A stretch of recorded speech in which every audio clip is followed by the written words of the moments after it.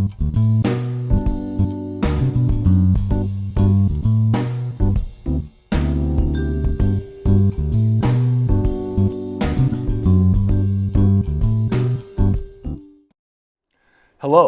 and welcome to Your Health Matters. I'm your host, Dr. Peter Hogenkamp, and today on the program, we're going to be discussing the health benefits of summer. If you've been watching the shows over the past 3 months, you know that we've been discussing the hidden health hazards of summer. And I was talking to several viewers who were telling me that I was painting too dark a picture for summer, that they loved summer, that summer is a healthy time. And that is people's perception, which is one of the reasons why I decided to do a couple of programs about the hidden health hazards of summer. But they wanted me to talk about, hey, what's good and healthy about summer? And I do understand that. I think we all feel like summer is a healthy time. And as I prepared for the show, doing research, I was disappointed to find out that a lot of my perceptions about summer actually didn't pan out. And we're going to talk about that. But there for sure are many health benefits of summer. And all of them have to do with that orange ball in the sky we call the sun. Sun is what makes our summer summer. It gives us the heat. It gives us the long days. It makes everything grow. All the things that we associate with summer relate to the sun. And so I thought it fitting that we start off with sunshine and what the health benefits of sunshine are. When I asked people this, I was on vacation last week, and I was prepping for the talk by asking a bunch of the people I was on vacation with what they thought about sunshine. And the first thing that people came to say was vitamin D. And that's absolutely true. We all know that we need vitamin D for healthy bones and to prevent fractures. It's also good for several other things, but its primary effect is for healthy bones, which is so important to people, especially as people age. The best way to get healthy bones when you're older is to have as thick a bones you can when you're younger. And to do that, we need vitamin D3 specifically. Vitamin D3 is not actually found in our nutritional sources. We get other forms of vitamin D in our nutrition. And those forms of vitamin D are then metabolized or changed into vitamin D3, which is the active form of vitamin D, by the sunshine.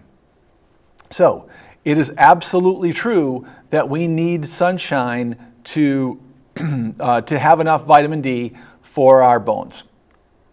Now, in this day and age, it's less true because we all can go to the grocery store or the pharmacy or even the convenience store and find vitamin D3 as a nutritional supplement.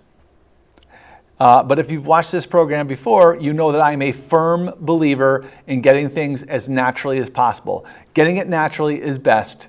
That is a general rule in medicine and nutrition, and it's certainly true here. So how do we get vitamin D naturally? Well, we have a good diet high in dairy foods, fish, meat, vegetables. And then we need to spend some time in the sun. Well, if you were listening a couple months ago when I was talking about skin cancer, I was talking about some of the health hazards of sunshine, and one of those being sunburn and skin cancer. So how do we get enough vitamin D, or sunshine, to get enough vitamin D in a natural way, and yet avoid the hazards of skin cancer? Well, it turns out that there is a Goldilocks zone of the amount of sun that you need to do this. I love that term, the Goldilocks zone. You'll remember the fairy tale about Goldilocks. This chair is too soft, this one's too hard, this one is just right. So when we say Goldilocks zone, we're talking about the amount of softness that's just right. So really the amount of anything that's just right. So what is the amount of sun that's just right? Well, a study done in Valencia, Spain, found that in the summer, you only needed 8 to 10 minutes of sunshine at noon to get enough vitamin D for the day. Only 8 to 10 minutes.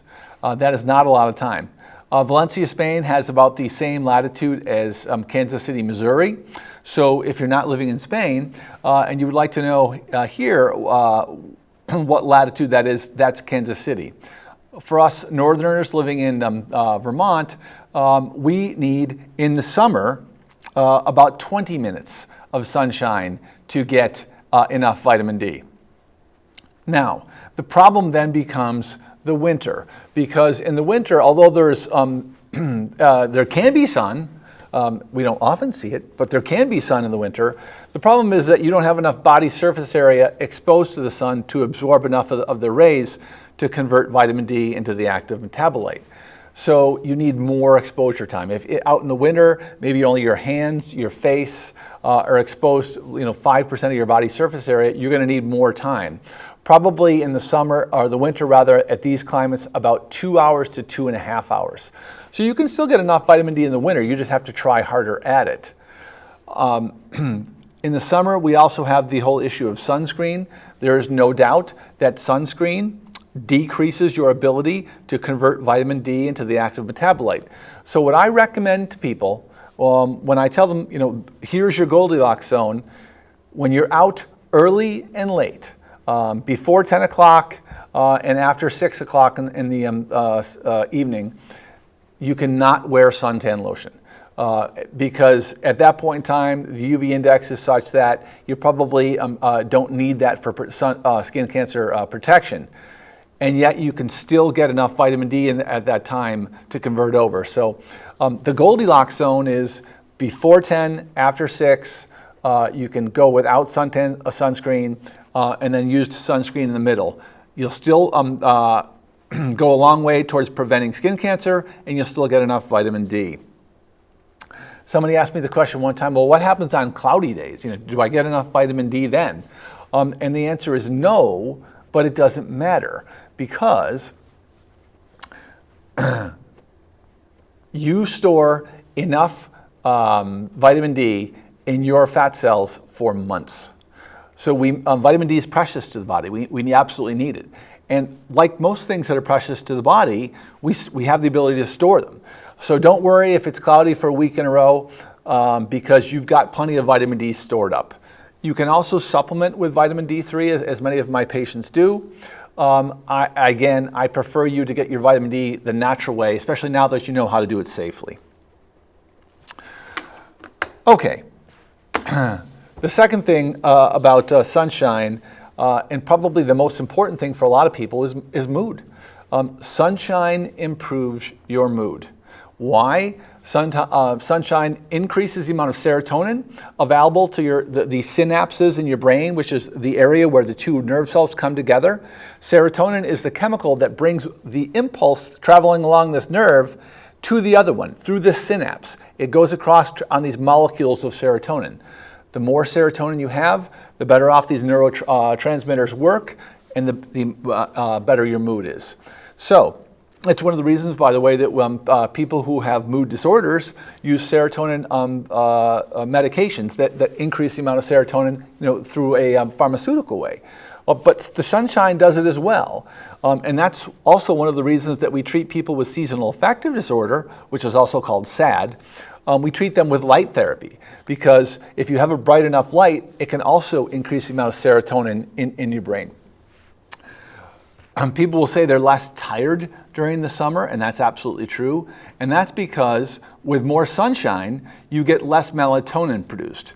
Most people are familiar with melatonin. It's an over-the-counter sleep aid, and it's a natural hormone produced by your pineal gland to make you tired. Well, during the summer, with more sun shining, your pineal gland produces less melatonin and you're less tired. So your mood is better. You're less tired.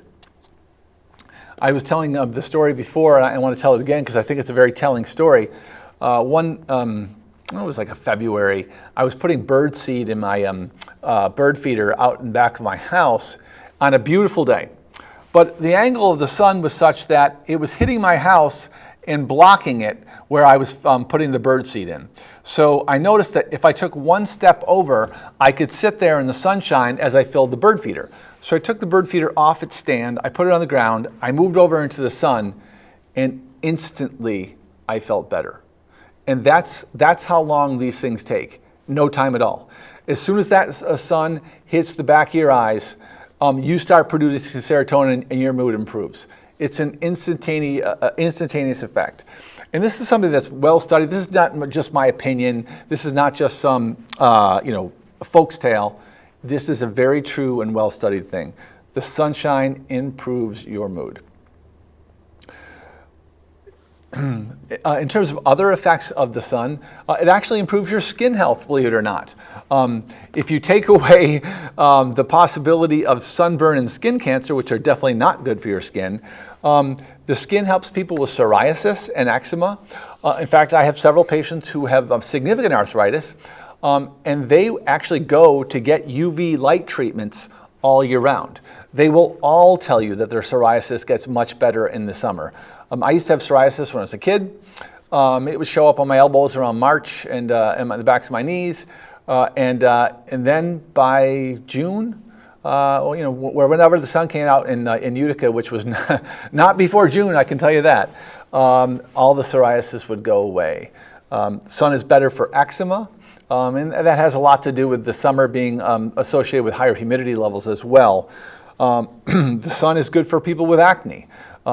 It's also good for people with jaundice. As you may know, newborns who have a little bit of neonatal jaundice, we used to put these folks or these babies onto the sunny side of the nursery, and the sun would actually help break down the bilirubin and make them less yellow. So the sun can be good for your skin, but keep in mind that's once you have prevented skin cancer and sunburn, because if you're getting skin cancer and sunburn, obviously, then the positive effect of the sun on your skin is going to decrease.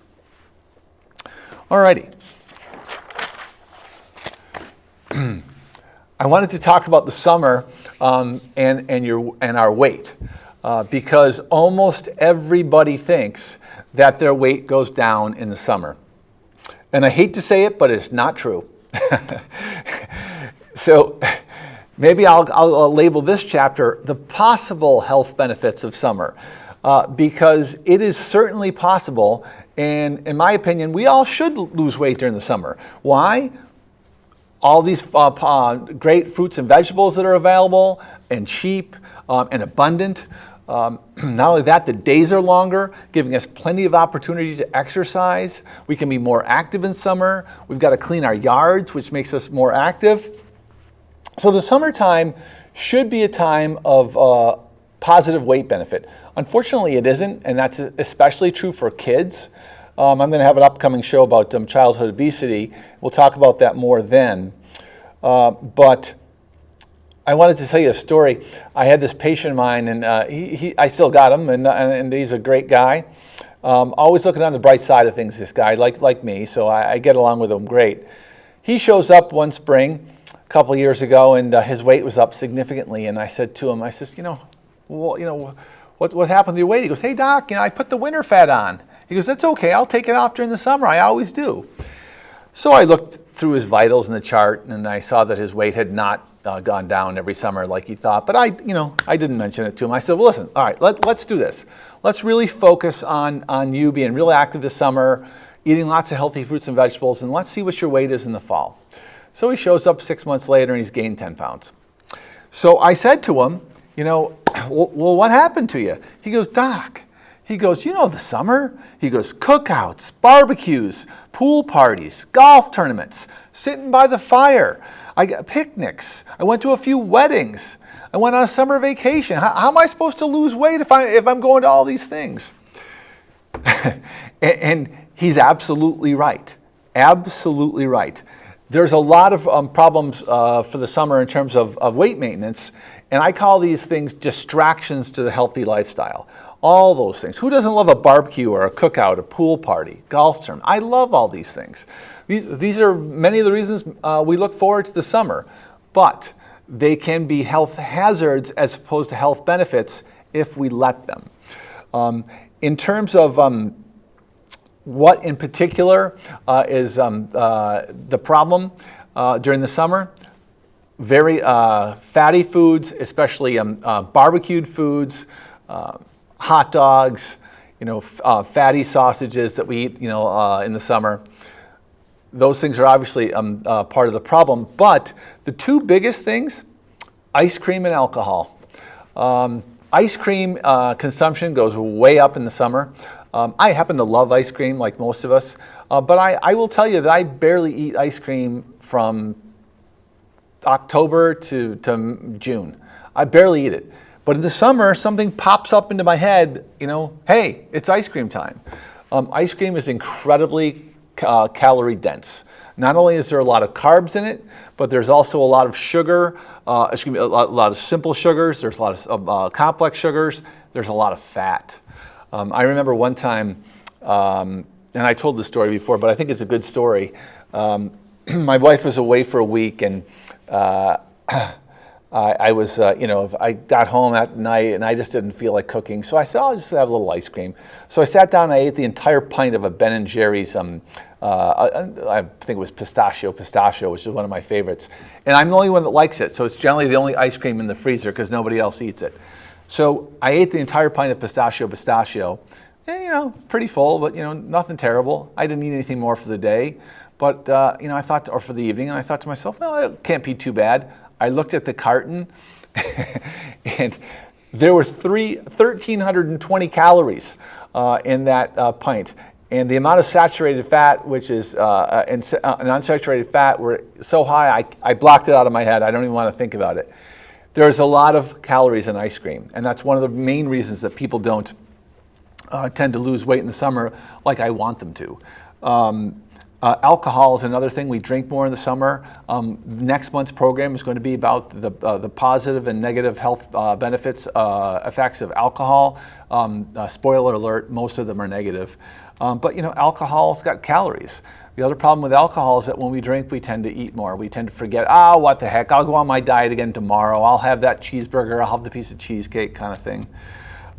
So summer can be a time for us to lose weight, but most of us don't.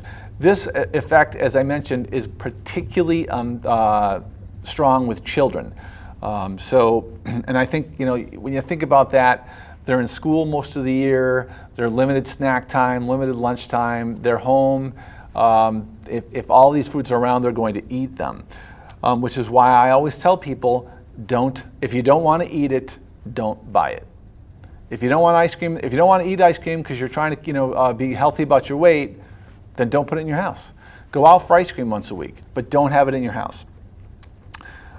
Okay, we also love summer because of the longer days. There is so much time during the summer.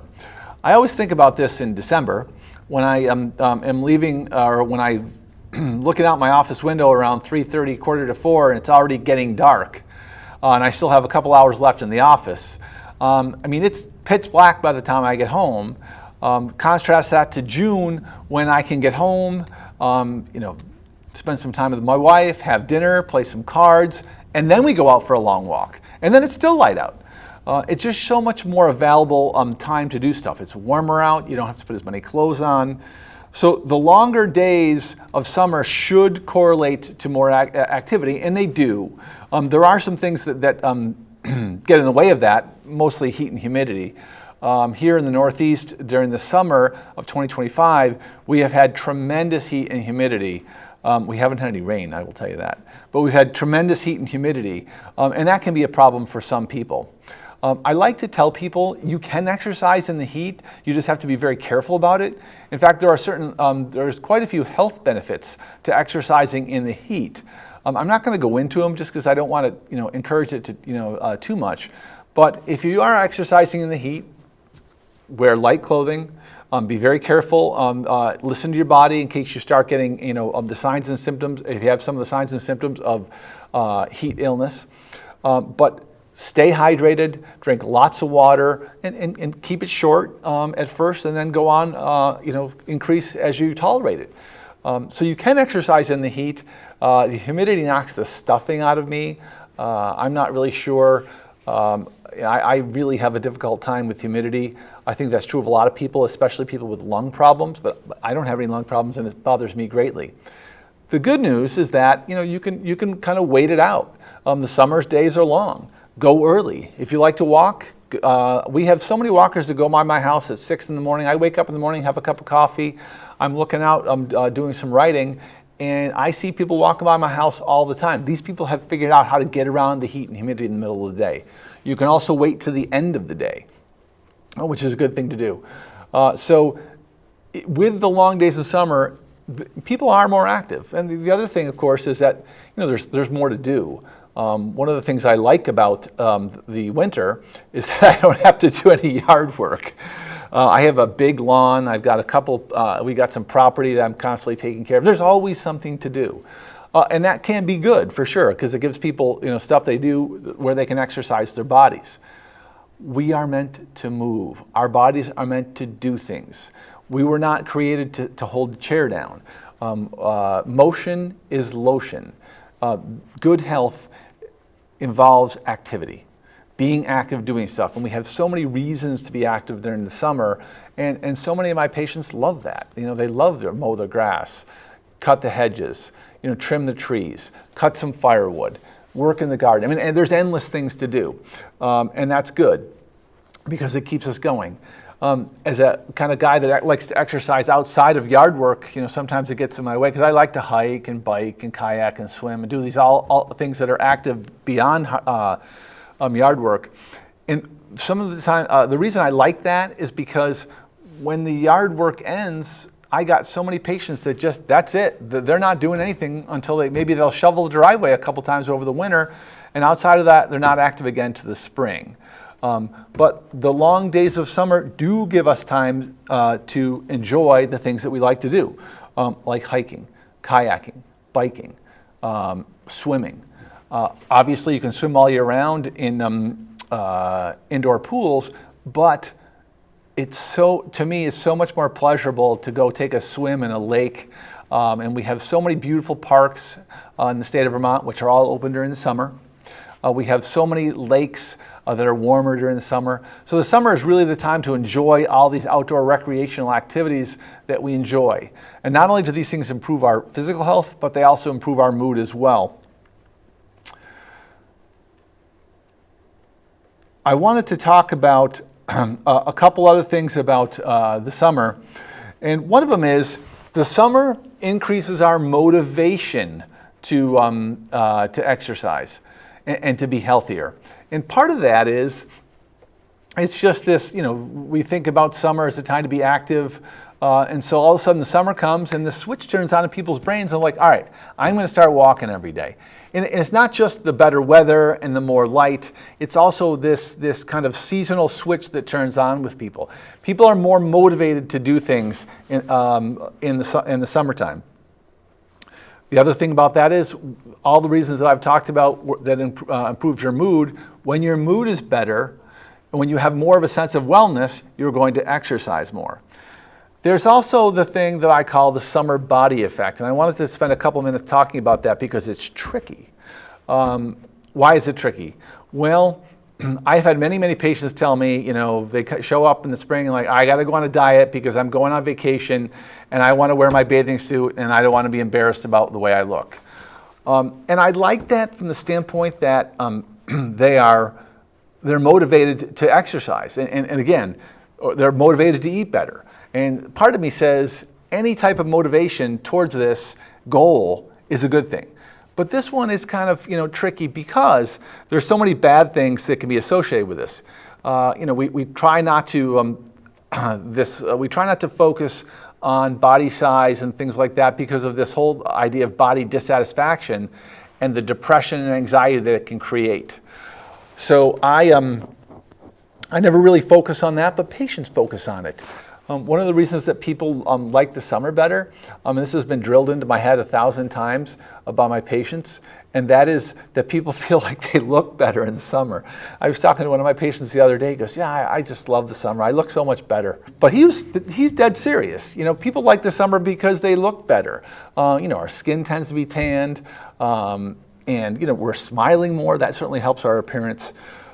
But all these things are two-edged swords, as I've talked about, and we have to be careful with that. The last thing I wanted to mention about summer is a time of increased socialization. And this is going to, this little kind of subtopic is going to lead into future shows down the road when we talk about screens and mental health, and how important socialization is for our species. We are a herd species. We are not meant to be sitting alone inside a room looking at a cell phone all the time.